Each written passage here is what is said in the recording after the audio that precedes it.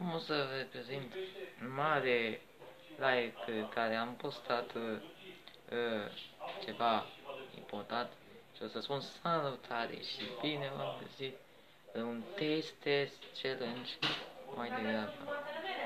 Acum o să vă reprezint două alumele care sunt la fel. Să-ți dați mare dacă n-ați văzut-o și ce m-a pățit piciorul, dar nu să vedeți. Și două bomboane, tot același fel,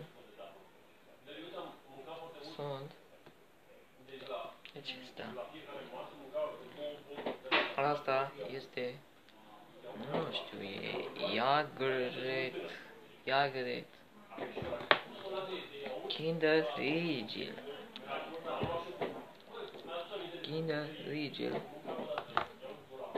Asta e Yagret versus Kinder Rigel.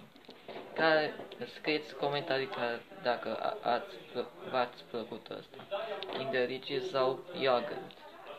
Acum o să începem, care începe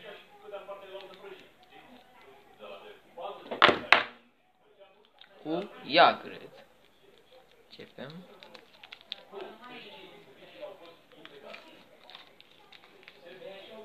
De asta am mai gustat-o. Da, hai să vedem.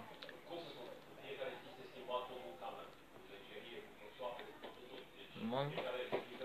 E bun, mă. Ce dulce.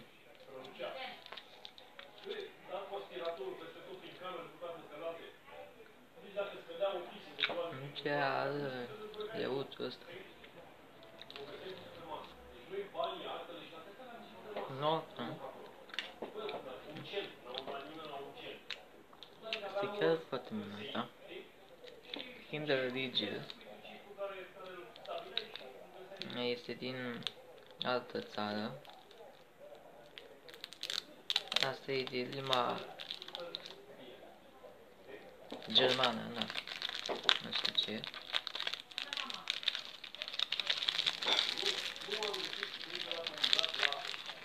Și asta este, nu este o coloană care doar este așa de bine, arată mare și hai să vedem.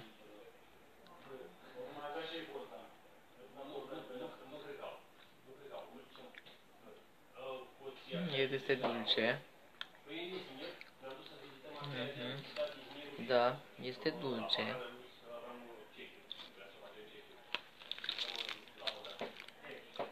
Știu că este mai bun decât ăla. Nu știu dacă este dulce, nu este stricată.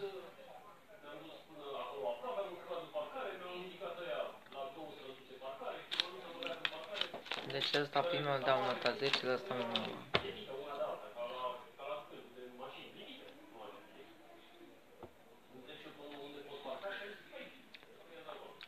That's done, man.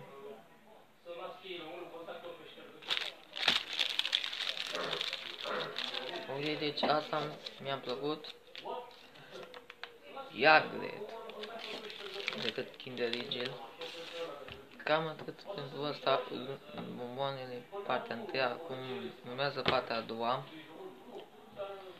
Dacă v-ați plăcut-o și dacă ți arăt eu ce spune monitorul, dacă intrați pe canalul ăsta al meu,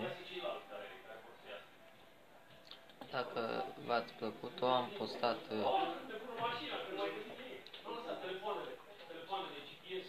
postat câteva zile.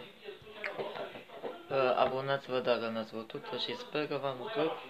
Ne vedem aici, să dați mare like, că voi sunteți cei mai tari și ne vedem.